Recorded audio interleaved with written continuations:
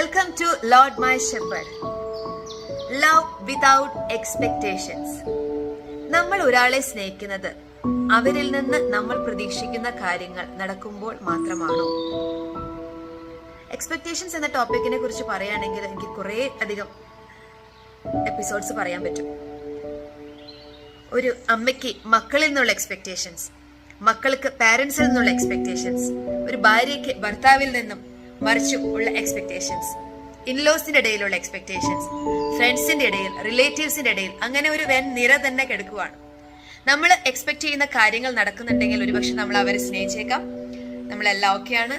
പക്ഷെ മറിച്ച് അവിടെ എന്തെങ്കിലും ഒരു ഫ്ലക്ച്വേഷൻ വന്നു കഴിഞ്ഞാൽ ചിലപ്പോൾ നമുക്ക് അവരോടുള്ള സ്നേഹത്തിൽ ഒരു കുറവുണ്ടാകാം, അല്ലെങ്കിൽ നമ്മളൊന്ന് ബാക്ക്വേർഡ് ആവും, അല്ലെ? ഒരു കാര്യം പറഞ്ഞോട്ടെ, ദൈവം നമ്മളെ ഓരോരുത്തരെയും ദൈവത്തിന്റെ എക്സ്പെക്ടേഷൻസ് മീറ്റ് ചെയ്തിട്ട് സ്നേഹിക്കാൻ തുടങ്ങിയിരുന്നെങ്കിൽ ഉള്ള അവസ്ഥ ഒന്ന് ചിന്തിച്ചു നോക്കിയേ.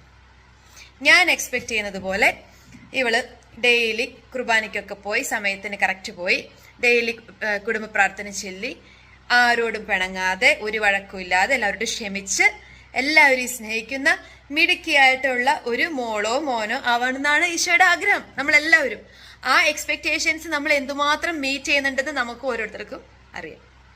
എന്നിട്ടും ഈശോയുടെ സ്നേഹത്തിന് എന്തെങ്കിലും ഒരു കുറവ് വന്നിട്ടുണ്ടോ?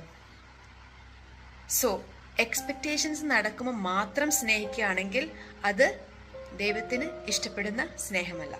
ഒരാൾ ദൈവത്തിന്റെ സൃഷ്ടിയാണെന്ന് മനസ്സിലാക്കി ആത്മാർത്ഥമായിട്ട് അവരെ സ്നേഹിക്കണം. നമുക്കും എല്ലാവരെയും ഒരുപോലെ ഒരു മനുഷ്യൻ എന്ന നിലയിൽ അവരുടെ ഡ്രോബാക്സും അവരുടേതായ ലിമിറ്റേഷൻസും കുറവുകളും എല്ലാം മനസ്സിലാക്കി അവരെ നമുക്ക് സ്നേഹിക്കാൻ പറ്റട്ടെ. So let's love without expectations. Thank U.